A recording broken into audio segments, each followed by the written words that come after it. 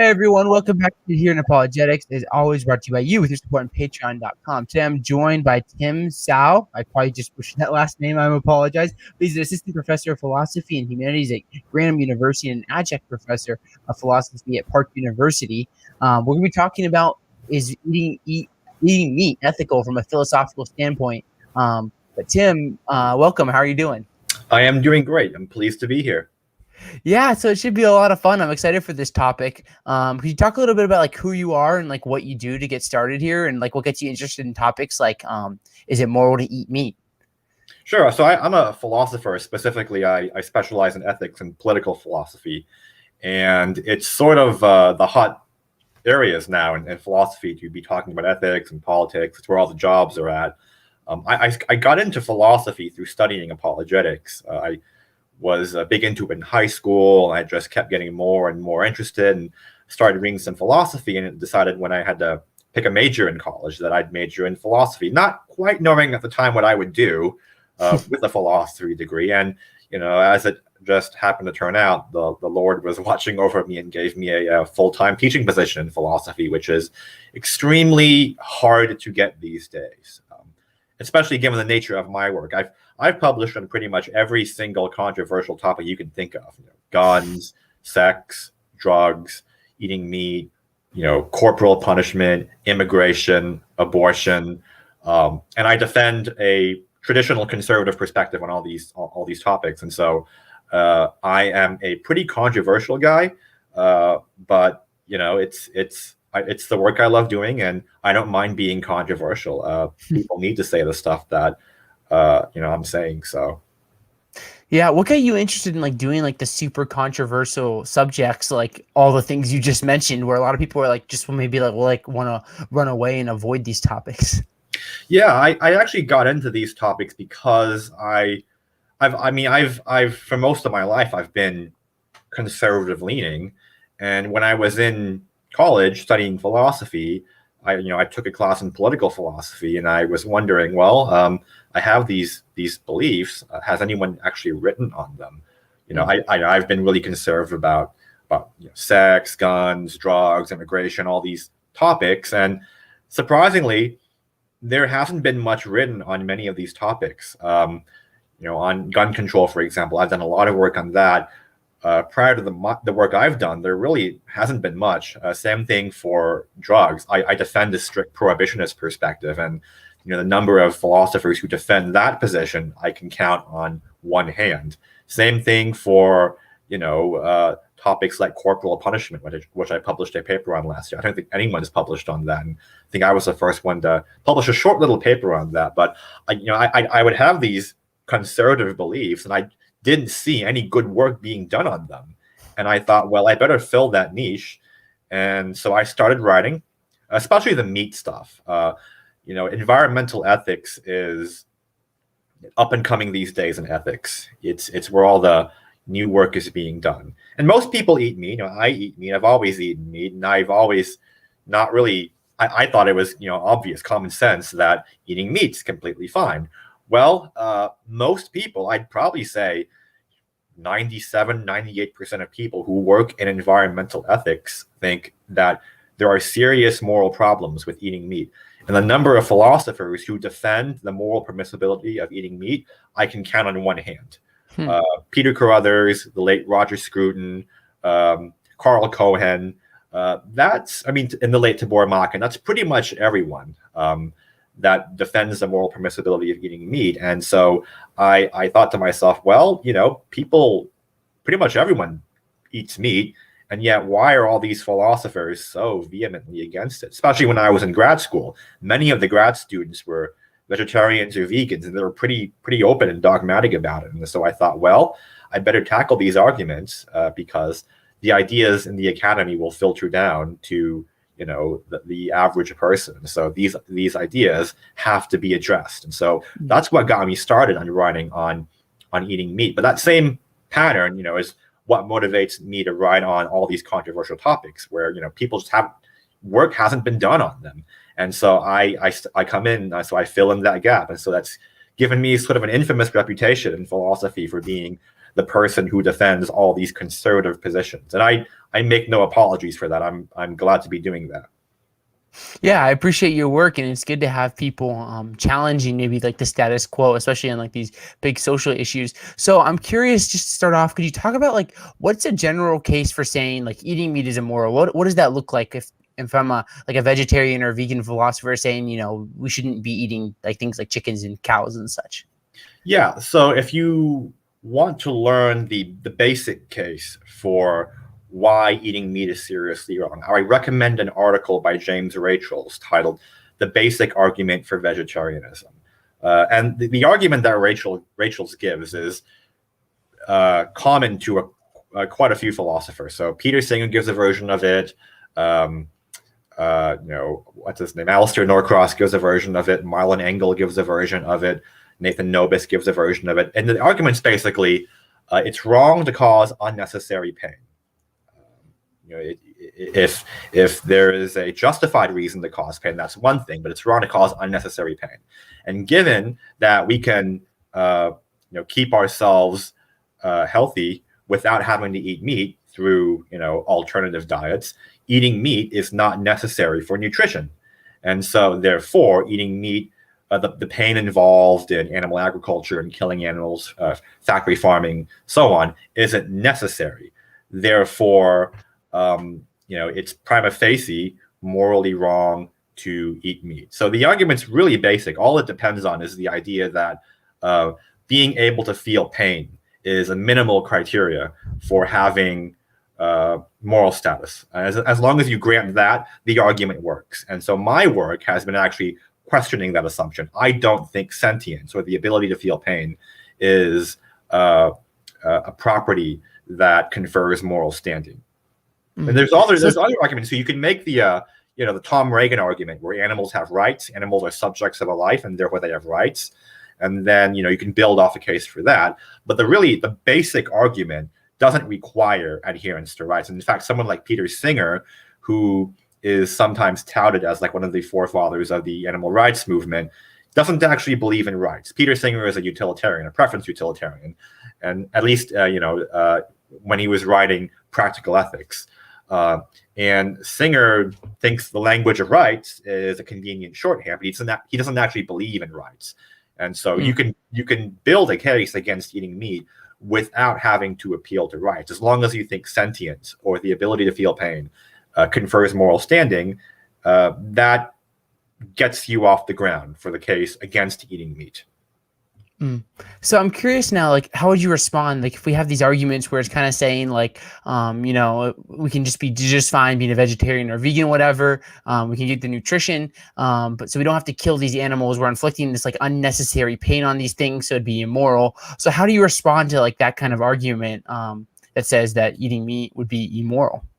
Yeah, so there are a number of strategies, and I prefer one of them. So one strategy is to say, and I know some people would do this, they say, well, we actually do have to eat meat. You can't get certain nutrients or certain, vitamins or whatever through a plant-based diet. And so the argument there would be the pain caused to animals in the whole process is in fact necessary for our nutrition. The rejoinder to that, though, would be, is the amount of pain that we cause them, is that necessary? You might be able to make an argument that, okay, eating meat is sometimes necessary, but I suspect the vegan activists would push back and say that, well, look at factory farming. Is all that really necessary? Maybe they'll cave, a bit and say, okay, I'll grant you this, I'll grant you that, but they'll still say the vast majority of what we do to animals is morally impermissible. My preferred strategy is to say that sentience, the ability to feel pain, does not confer moral status. And so just because something can feel pain doesn't mean that it has an interest or a moral interest in continuing to live. And the argument I give, and I spell this out in a number of papers, and if you're interested, I contributed 2 years ago to a book edited by Paul Copan and Wes Jamieson, 2 essays in there, which I lay out the case for eating meat in very simple, terms that someone without an advanced degree in philosophy could understand. So if you're interested, the book is What Would Jesus Eat? And I have 2 chapters in there. The chapter that I lay out the case for eating meat is chapter 5, there's nothing morally wrong with eating meat. But the argument is that when it comes to sentience, the ability to feel pain, is just one of many other welfare conditions. A welfare condition is just an indication that your life is going well or ill. So take, for example, plants. Plants have many welfare conditions. If I cut off a leaf, if I cut off the stem, the plant will, its welfare is damaged. Now, plants have welfare conditions. Animals have welfare conditions too. Their welfare conditions are more complex. But ultimately, when it comes down to it, sentience doesn't really contribute anything to a being's life beyond just a welfare condition. Now, you might ask, well, surely sentience, if I cause pain to you, that pain matters. The pain hurts you, and that's morally relevant, right? And I would say, yeah, it is morally relevant. But it's morally relevant not on account of the pain, but on account of some further property. And what a lot of the philosophers running on this topic, what they like to do is they start with the assumption that, the ability to feel pain, that's obviously a condition for having moral standing. But if you look at it more carefully, it's not, the conceptual connection is not there. Think about the concept of moral standing. What does it mean to have moral standing? Well, to know what moral standing consists of, you have to know what morality is about. What is morality about? To know who counts in the moral community, we have to know what morality is about, right? And so the thing about morality, well, I think everyone can agree that morality is, at its core, about the pursuit of what is good and avoiding what's evil. It's pursuing good, avoiding evil, the most basic axiom of morality. Well, in order to pursue what's good and to avoid what's evil, you have to be capable of understanding what's good for you, and what's not good for you. You have to know moral concepts. So you have to be capable of reasoning. You have to have an intellect capable of knowing, hey, this thing is fulfilling for me, this thing is good, and this other thing is bad. I shouldn't pursue it. I should avoid it. And so moral standing is tied inherently to the concept of rationality. You can't have moral standing unless you have rationality. Why? Because rationality is necessary to understanding the good as good and the bad as the bad. And you think about, animals. Animals don't have that ability. Animals don't have the ability to reason. Animals have really complex mental behavior, but that mental behavior doesn't seem to be the kind of behavior relevant to moral standing. If it was relevant to moral standing, then animals would be under responsibilities, moral duties to each other. Rights presuppose duties. And so you think about sentience, right? Sentience is just, a psychological property. It indicates the presence of a subject who is able to feel. But that has nothing to do with the ability to understand what's good and what's not good, what's bad. And so sentience might make a being's psychological life more complex, but there is no inherent link between sentience and rationality. And so rationality is what's doing the work here. Rationality is what makes it wrong for you to punch me. If you punch me in the face, yes, you cause me pain, but ultimately the reason why it's wrong to punch me has to do with the fact that I am a moral being. I am a being capable of, pursuing what's good, avoiding what's evil. My well-being matters to morality because I can understand, articulate, and fulfill what morality requires of me. And so I have moral standing, not because I feel pain, but because I am rational. And my ability to feel pain becomes morally salient because I am a rational being. My interests are moral interests because I am a rational being. And so animals don't have rationality. The best evidence suggests that animals just don't have that. And so animals don't have moral status altogether. We can talk about rights, but you can distinguish between different levels of moral standing. Some philosophers do that. I'm not sure I'm convinced by that, but I would just say animals don't have any kind of moral standing whatsoever. It's not as if moral standing is this gradualist thing where some beings have more, some beings have less. On the account I defend, you either have moral standing or you don't have moral standing. It's not something that can come in degrees. And so human beings have moral standing because human beings are of a rational category or rational kind. Animals are not, therefore animals don't have rational standing, and so therefore we can use animals for our purposes without violating any kind of interests they might have. That's the case in a nutshell. I go into it in a lot more detail in the book chapters and in my peer-reviewed articles.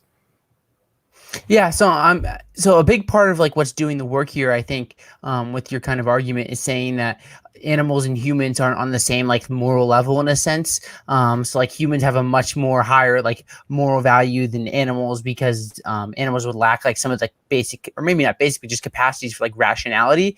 Is that kind of like what's doing a lot of the work here for like your argument for like it's like okay to eat animals because they don't have the same rational capacity? Yeah, the argument I defend isn't really unique to me. Maybe some of the arguments I give are, but the account goes all the way back to someone like Aquinas. Aquinas thought that rationality, the ability to pursue good and avoid evil, that is what's the hallmark of the moral life. And so sometimes there are some philosophers who think that the account I defend is a Kantian account, and it does bear a lot of similarities to what Kant says. But I ultimately go back to Aquinas in this view, the view I take towards animals. So I would say though I don't follow someone like Descartes in saying that animals are purely automatons or machines. I do think animals have a mental life. There's a lot of evidence that animals have a mental life. I just don't think their mental life is the kind of mental life relevant to moral standing.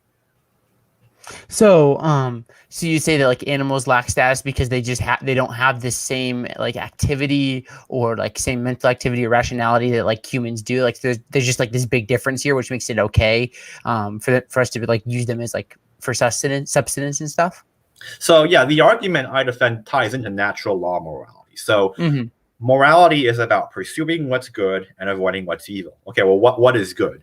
Well, on the natural law account, what is good is what's fulfilling of you. So good refers to the fulfillment of functions or capacities or dispositions.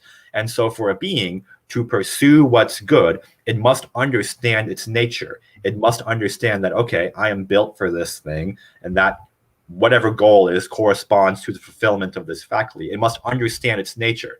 It must understand the concept of something as fulfilling. Now, animals pursue things. The animals will, eat, drink, reproduce. They'll do these things, but not under the guise of those things being good for it, right? So animals have behaviors, complex behaviors, but they lack the appropriate moral categories to make those behaviors moral behaviors. Awesome. So what I have for you now is I have like three kind of objections that either you cover in like some of your work or just things that I kind of came up with or I was just thinking about as we get into this. And one of these ideas is it'll say like maybe animals don't have all these same capacities. Like that seems very obviously to be true. Like animals don't have the same rationality and like consciousness and stuff that we do, even if they maybe have some. Yeah, it still might be immoral because they might have some of these capacities. Like maybe the animal can't be as rational as us or understand things like we can, but they possess some of that capacity. So why do you think it's okay to kill them if they maybe possess some of that capacity to maybe do some very basic levels of like rationality or something along those lines? Yeah, so you either have rationality or you don't. There are some philosophers who talk about rationality as this kind of graded thing. You have some rationality, more rationality, and more rationality along a continuum. I don't think of rationality in that way. I defend a traditional Aristotelian account of rationality where to be rational in the sense that gives you moral standing is to have an agent intellect, is to have a mind capable of abstracting essences or universals. And animals might be really smart, but they don't have an intellect capable of abstracting universals. An animal can't understand its nature or comprehend something as good for its nature. It just does what it does. And so again, I'm not denying that animals are really smart. They can perform all sorts of complex behaviors, but you can explain all of that without having to attribute these higher order concepts of universals, abstraction, generalization to them. If a dog plays with me and acts as if the dog understands what I'm saying, well, one way of putting that is just, Well, the dog's just responding to its input output kind of stuff. It's the dog doesn't have the concept of me being its master. It just does, something that makes it feel good, and it doesn't have to have those concepts. And so you can explain animal behavior in terms of purely instinctual categories. And I would say if animals did have the same kind of intellect that we did, and I would say the kind of intellect that's relevant for moral behavior is the kind of intellect that we have. I'm not saying they must have the same kind of brain we have. They just have to have the same kind of intellect we have. And if animals did have the same kind of intellect we do have, then two things would be true. First, there would be no reason why animals couldn't achieve the same levels of things that humans have done, because the kind of intellect relevant for moral standing is not limited. The power of abstraction, the power of generalization, of comprehending universals is not something that's limited to the here and now. Animals, if they had our intellect, would be able to do the same things we do. And the fact that we don't see that is evidence they don't have the kind of intellect relevant to moral standing. Second, if they did have the kind of intellect relevant to moral standing, if they did understand the ideas of good and evil, well, then they would be under moral duties. The lion would be under a moral duty not to kill a zebra. And yet we see this happen in nature all the time, and we don't think they're responsible. The lion just kills a zebra, and it's just that. We don't put the lion on trial. And so our reluctance to attribute responsibility, guilt, praise, blame, those categories to animals is evidence that we don't actually think animals are moral beings. And so now one response to this from animal rights activists and philosophers writing on this topic is that I am confusing moral agency with moral patiency. A moral agent is a being who is capable of fulfilling moral duties. A moral patient, as Tom Reagan puts it, is just a subject, a passive subject of rights. And on the account of rights I defend, that just doesn't make sense. That's incoherent. You can't have a purely moral patient. To be a moral being is to be under the demands of morality. You are not a moral subject. So morality is about the pursuit of good and the avoidance of evil. If you're not capable of doing that, you're not a moral being at all. Now that also goes into the argument from marginal cases, and you probably have this, prepared. But one common objection is that, well, if animals don't have rights, or animals don't have moral standing, what about babies? What about people in comatose states? They can't actively reason. Do they not have moral standing? And the response to that would be they do have moral standing on account of the fact that they are members of a rational kind or rational category. All human beings have the ability to reason, even if that ability is not being expressed, right? The reason why, so we think of, someone who is severely mentally disabled or someone who is comatose as being in some kind of impaired or damaged state because they have something that should be functioning in a certain way, but that's damaged or impeded from functioning. In other words, there's a capacity that should be being realized. The capacity should be manifested, but there's something blocking that capacity from being realized. But the capacity is still there, that underlying basic capacity. So I mean, take a human being who is blind and a rock, right? Both are unable to see, but the blind human being's inability to see is different from the rock's inability to see. The human being should see, and there's something off or disabled or damaged about that human being's eyes, in that there's something that should be functioning a certain way. There's a capacity oriented towards realization that's not being realized, whereas a rock just doesn't have that capacity to begin with.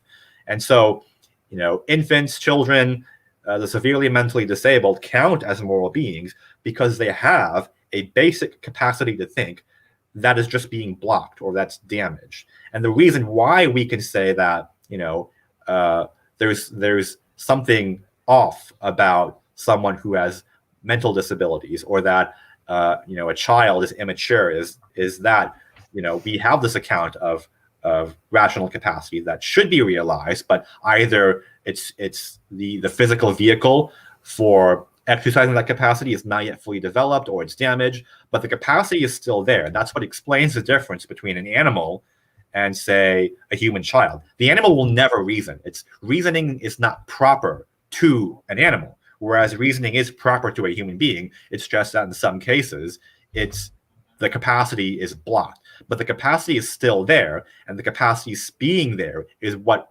allows us to say that, well, it's immature or that there's a defect, right? It makes no sense to talk about a defect if there isn't a way something isn't, if there isn't a way something is supposed to be. That was sort of a mouthful, but that sort of encompasses several objections to my view. Yeah, it's great. You covered a lot of stuff there in that little bit. There was a comment that was like, what about the objection you were talking about? Like, what about like babies or people with Down syndrome? Like, how do you do that with regards to like your argument for like why it's okay to eat meat? One more objection I have for you here is the idea of like, wouldn't this open the door to say like animal cruelty? So you could say like, okay, well, someone could say, okay, I'm better than an animal. I have these like capacities of like higher rationality and more. I'm a moral agent and things like that. These animals aren't, or they have very minimal of these things. So it's okay for me to torture an animal just because I want to, because I'm greater than it, or things like that. So how do we kind of like look at that, where someone may say you're kind of like opening the door for like animal cruelty with your kind of like moral system here? Yeah, I would say that just because something doesn't have moral status doesn't mean that we can do whatever we want to it. I would follow Aquinas and Kant on this in saying that the wrongness of animal cruelty is explained in part by what we do to another being, but what makes it ultimately wrong is what the effects it has on ourselves. So, I mean, here's an example. It doesn't involve an animal or anything that's sentient. I mean, for example, let's say that I create a realistic effigy of you. I build a life-size sculpture of you, and I burn you. And I shout profanities, insults as I burn you in effigy. Well, clearly there's something off about that, even though I'm not harming anything. I'm destroying the effigy, right? But it shows a depraved mind on my part. And for animal cruelty, I would say that yes, animals don't have moral standing, but when we mistreat animals, it shows something to be depraved about our minds. And so animal cruelty is wrong because of what it does to ourselves. Now, it's through harming the animal that we harm ourselves, right? But it ultimately is not something that has to do with the interests of the animal per se as a moral being. Rather, the wrongness of animal cruelty comes back to ourselves, and that's what when it comes to cruelty, right? I think that is what constitutes the difference between, say, if I were to, God forbid, pick up a dog and just strangle it because I really hate dogs and just wanted to see it suffer, right? As opposed to, putting down an animal because it's ill and because I don't want it to see it suffer any further. In both cases, you're killing something, but the difference between the two is a state of mind, right? In one case, I wish harm upon something. In another case, I don't wish harm. I want to be compassionate. And so I think cruelty ultimately comes down to considerations about the wrongness of cruelty is explained in terms of what it does to yourself. Now, it's through harming the animal that you harm yourself. And so the animal's interests are instrumental in that, but ultimately it goes back to yourself, not the animal. One more objection I have for you, and we'll open up for people watching live, if you have like questions or things like that, we'll be sure to get through some of those. And also if there's super chats, we'll get through those. But it's the idea that this is probably the thing I hear the most is we just live in an advanced society. Like we're here in the West, we just don't need to eat meat. Maybe you're right. This could all be true, but we just don't need to. It just adds suffering to this world when we just don't need to add it, because we can just live as like vegetarians or vegans and something and just not have to eat animals and just add the extra suffering. So how would you kind of respond to that kind of objection here? Yeah, I actually think this sort of ties into one version of the problem of evil, known as the problem of animal suffering.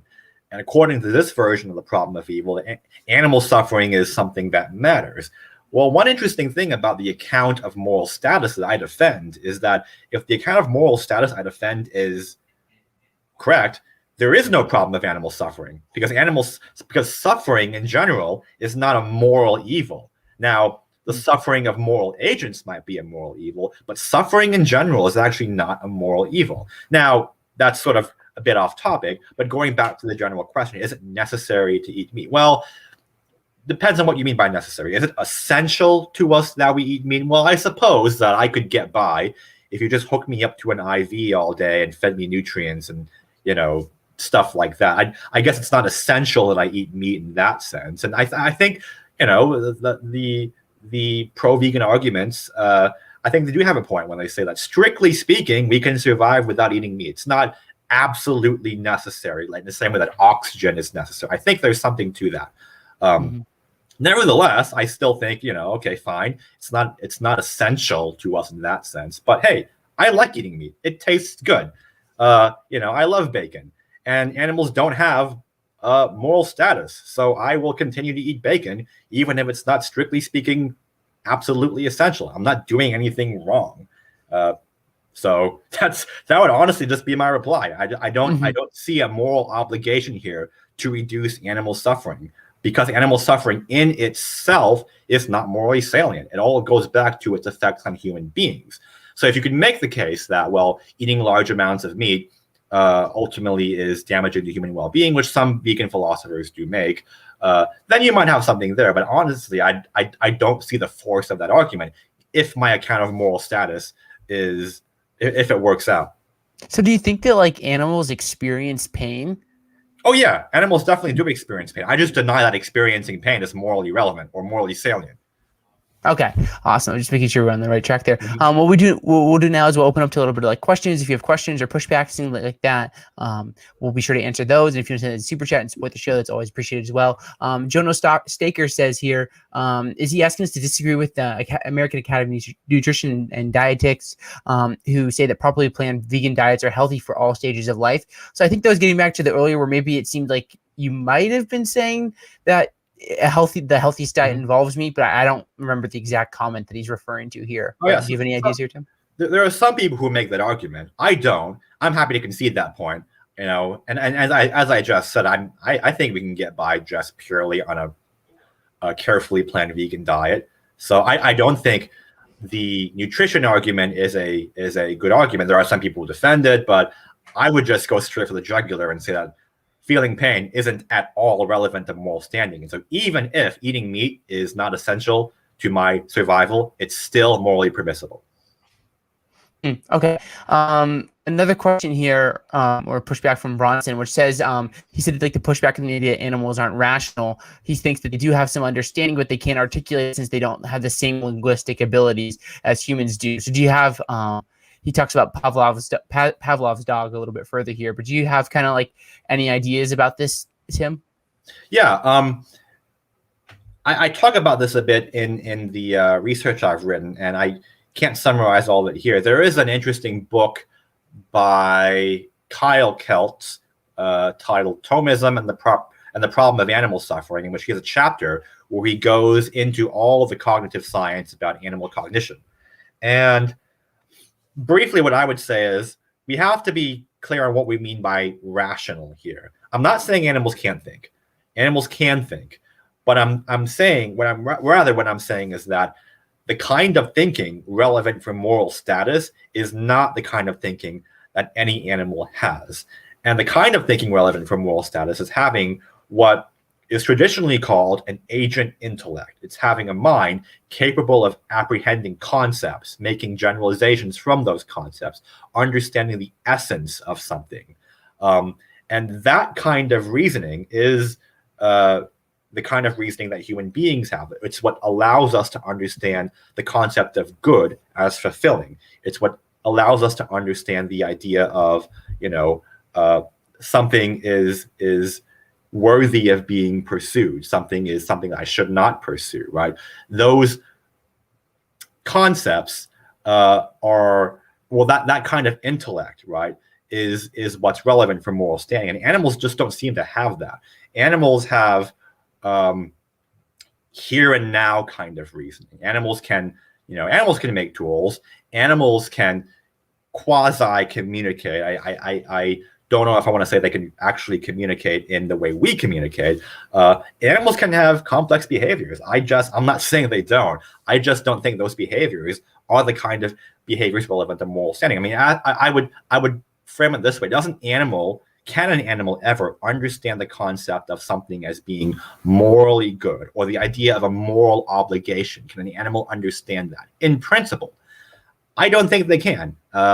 And so it's not so much animals don't have enough of something.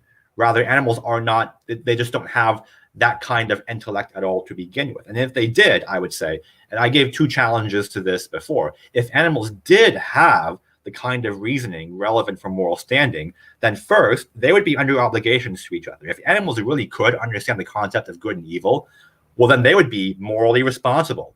And so we would be, obligated to punish certain animals for killing other animals because they're morally responsible. But we balk at that. Of course, we shouldn't punish the lion for killing the zebra. The lion doesn't know any better. And so that's evidence that whatever kind of intelligence we ascribe to animals, we don't actually think it's a kind of intelligence relevant to moral standing. The second problem, as I alluded to earlier, is that if animals did have the kind of reasoning relevant to moral standing, it would not be limited to the here and now. The ability to generalize, the ability to comprehend abstractions, that kind of knowledge is knowledge that makes civilization possible. We don't see animals producing works of literature. We don't see animals producing, works of art or philosophy or theology. And it's because animals don't have the kind of intellect that allows them to understand concepts and categories and abstractions like that. And so, again, animals are pretty smart, but they're smart in their own way, not in the kind relevant for moral standing. I'm curious, we're going to get to a few more questions here for a second, but you talked about with animal suffering and how it may not even be a problem necessarily under review. There's the famous analogy Roe fawn, I believe it's Roe, where he talks about, there's the fawn in the forest fire and it burns and gets trapped under a tree and it suffers and dies. So under your view, is that really even a problem for the theist to answer, under kind of the way you view morality and suffering in regards to the problem of evil? No, it's not. I would just say, so I would distinguish between different kinds of badness. You have badness, and then you have moral badness. So generally, just really at the most basic level, something is bad if it is not conducive to something's well-being. So, if I dig up a plant, right, and I eat that plant, that's definitely not conducive to the plant's well-being. It's bad in that sense, but it's not a moral evil because the plant's well-being doesn't matter. It's not a moral being. Same thing for animals. Because moral standing is tied to rationality, animal suffering is really no different from any other kind of badness in the world. And the problem of evil, as traditionally framed, is a problem of moral evil. I mean, I guess there are problems of natural evil and stuff like that, but what gives a problem of animal suffering its pull, as the way I've seen it framed, is that there is something morally significant about animal suffering, and I would just deny that. I don't think animal suffering is morally significant, and so there is no moral problem with the fawn that dies in the forest, in Roe's example.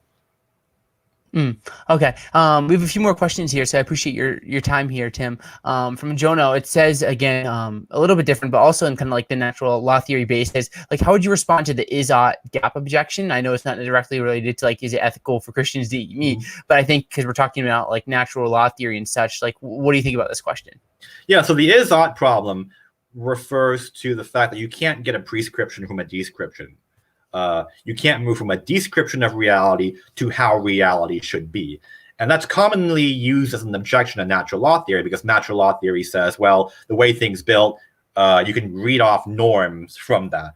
And I would just say that's a misunderstanding of natural law theory. You don't start with a purely descriptive view of reality in natural law theory. You have teleology, and teleology is inherently prescriptive. It's not just that the heart pumps blood. It's that the heart should pump blood. It's not that eyes see, it's that eyes should see. You start with that teleology, and then you move to another kind of teleology. So you're moving from biological normativity to moral normativity. And what lets you do what lets you make that move is rationality. Rationality is what adds that moral magic into the equation here. So it's not as if the natural law theorist starts with an is and moves to an ought. The natural law theorist starts with an ought and moves to an ought. There is no is-ought gap on natural law theory, given the Aristotelian metaphysics on which it is based. Awesome. We do have another good question here from Jono here. Lots of great questions here over here. But how does Tim reconcile Proverbs 12:10 with his belief that animals don't have moral standing? Proverbs 12:10 in the ESV says, "Whoever is righteous has regard for the life of a beast, of his beast, but the mercy of the wicked is cruel." So an interesting question, I think, here with like Christian theology. Almost, I know you've been talking it like from a philosophical angle. Like, how do you look at like how Christians should view like the moral standing of animals, and should we care for animals and like things like that? Well, you can care for something, and that thing doesn't have to have moral status. I think Christians are called in general to care for creation as part of the creation mandate. Doesn't mean that every rock, every tree, every stream, all of that, the water has moral standing. It's just part of our responsibility as image bearers of the image of God to reflect that order, to reflect the fact that we're caretakers of the world. We've been entrusted with the world. So you can care for something, right? If I am asked by my friend to house sit for a week while he's gone, I am under a responsibility, if I agree to that, to take care of his home and his possessions. It doesn't follow that his home and possessions have moral standing. It's just an obligation that I have to take care of his property that I've assumed. Now, I do want to plug, again, the book that I contributed to. There are a few chapters in here that deal specifically with the Christian perspective on eating meat. I know the title of the interview was more, is it ethical for Christians to eat meat? And as a philosopher, I've been talking more about philosophy here. But if you want the specific theological reasons, why it's okay to use animals or why it's okay to eat meat, from a Christian perspective, it's addressed very well in this book. And there are, and I think Scripture is pretty clear that it says in Genesis, it's everything that moves and it is given to us for food. But there are what are called Christian animal rights activists, the Christian animal rights movement, people who will try to adopt an alternative understanding of those scriptures and say, well, actually, Scripture is not clear about that. And I think Copan and others do a good job of responding to the arguments in that book. So a plug for What Would Jesus Really Eat? Yeah, and I think it might be better just retitle this, "Is it ethical to eat meat?" Because we haven't really gotten into the theology. Like I think about in the book of Acts where God tells to Peter, like, you can get up and kill and eat. And it seems pretty straightforward, like theologically, that it's not like a sin to eat meat or anything. But we've got through a lot of questions, Tim, so it's been so much fun. Do you have any kind of like last thoughts, things you want to say to get off your chest before we start to wrap things up here? Yeah, I mean, I've written quite a fair bit on this, and I would just point anyone who's interested in learning more to the work I've done, especially the 2 chapters in the Copan and Jameson book.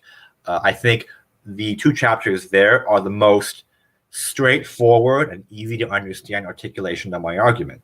And given that this topic is, or this rather environmental ethics in general, is dominated by people who are generally pro-animal rights, I would like to think I've done a pretty good job anticipating all of their objections. I mean, I've back when I taught at a school in Florida, I remember walking to class one day and there were a bunch of people handing out flyers, and I took a flyer and I'm like, "Oh, what organization are you guys from?" And this guy said that he was from Vegan Outreach, and he ran through the standard stock vegan arguments. They weren't really impressive. I got him in a good in a good number of places, but all these arguments for veganism that I see paraded all the time, the argument for marginal cases, sometimes called name the trade, I think these are just absolutely terrible arguments. And once you understand the framework for having rights and moral status, these arguments really just fall apart under close scrutiny. And I think one reason why people are attracted to these arguments for veganism is that they start on a completely different field when it comes to the moral and anthropological assumptions they make. So there was one dominant, or one pretty common line of reasoning where, on evolutionary theory, if evolutionary theory is true, there's really no categorical difference between men and animals. It's just everything's on the spectrum. And so the common objection that I sometimes hear is that, well, evolutionary theory has shown that man is not special. Man is just on a continuum. Everything is just a matter of degree, not a matter of kind. Well, there are actually ways of easily circumventing that objection. I detail one in the book, but the case for eating meat is overdetermined. I think it's pretty clearly obvious that, not just intuitively, but, I think the arguments they give work, that animals don't have moral standing. It's okay to eat meat. And, if it's weighing on your conscience that, your ethical choice to eat meat, don't worry, it's probably okay. Even something like factory farming. I have a paper in which I defend factory farming. As gruesome as it might seem to people who are not in animal agriculture, I can't find anything wrong with factory farming. And I say this as someone who I didn't grow up on a farm, right? And some of what goes on is kind of, icky. It's kind of disturbing. It'll remove your appetite, but I can't see anything wrong with it. So I think that most of what we do with animals is completely fine. I'll even say trophy hunting is fine. I have a paper on that too, on why trophy hunting is fine. Yeah, we were talking beforehand about like how you have a paper for like every controversial, like conservative view, basically. Jono said every answer puts 100 questions in my head, and that's why I linked your website below, because you can check out all those papers and lots of great stuff. We do have one more question, if that's fine with you, Tim. Sure. Yeah, go ahead. Awesome. It's a super chat from Sigifredo. So thank you so much. It's good to see you again, Sigifredo, and appreciate your super chat. And he says, if you agree that both animals and humans have morals, is their value based on intellectualism? Why not people less intellectual? Is it humanism or speciesism based? So he might be getting a little bit like earlier with like when we were talking about before, with just like things with like less capacity, like someone that's like comatose or Down syndrome or something. But what are you kind of getting out of this question, Tim? Yeah, so there's as I read it, there's two objections here. First is speciesism, which I'll address first. So speciesism is the idea that, for human beings at least, human beings are special just because they're human beings. And the problem with that is supposed to be that special pleading. What's so special about being human? And my response is that my account is not speciesistic. I am not saying human beings are special just because they're human. I am saying that what makes human beings special is that they're rational. But it's conceivable that you could have something rational and not be human. If we discovered, rational aliens tomorrow, they would have moral standing even though they're not human. So I am not saying that only human beings have moral value only because they're human. Rather, I'm saying that some further property that humans have, namely rationality, is what makes us special. So the speciesism charge is just completely unfounded. Peter Singer and others say that, well, any case for eating meat must boil down to speciesism or something like that. I don't think that's a charitable way of framing it. Now, the second objection is that, well, if you want to base morality or moral value on rationality, rationality seems to be something that comes in degrees. Some people are smarter, some people are not as smart. And does that mean that moral value, some people have more rights and some people don't have as many rights? No, I don't think that follows. Having moral value is dependent on having a certain kind of intellect, a certain kind of mind. Now, obviously, there will be differences from person to person on how well that mind is able to operate. But the ground of moral standing is not based on your activity. It's based on the kind of thing you are. And all humans might, have variances when it comes to, their height, their weight, their cognitive ability, their emotional intelligence, all those different kinds of things. But all humans are equal in the sense that they have that same rational intellect. And that's what makes that's what grounds equality, not the degree to which you can think, but the fact that you can engage in those activities, understanding what's good, understanding what's evil, acting accordingly, understanding the concept of an obligation, of a virtue, of those things. That being able to do that is what gives you moral standing. Not how well you're able to do that, but just being able to do that. Awesome. Well, it's so well put, and that will be all the questions we have today, Tim. So thank you so much for joining me. It's been so much fun, and I appreciate your work and your defense and not being afraid to dive into these very important and controversial topics. So it's been a lot of fun. I encourage everyone, if you check out Tim's website, you can get links to these papers and these books and things like that. And there's just so much more than we can get into in just like a 50-minute interview on so many other topics like factory farming, and trophy hunting and all kinds of fun stuff. I encourage everyone to check that out. And then if you're new to Adherent Apologetics, I always encourage you to subscribe, whether listening via podcast or YouTube. Leave a like. If you're listening on podcast, leave a review. That helps. And if you enjoy the show, you can support us on patreon.com/Adherent Apologetics. Right now, we're about 85% funded, so I appreciate everyone's support there. You can chip in as little as $1 or $2 a month. And you also, if you're listening on YouTube, you can just become a member. So that helps as well. But Tim, thank you so much for your time and your defense. It's been so much fun. Thank you. It was great being on. Yeah, it's been great having you. And I hope everyone has a good one. Kelvin, Fredo, Gavin, Jono, everyone else, have a good one. God bless.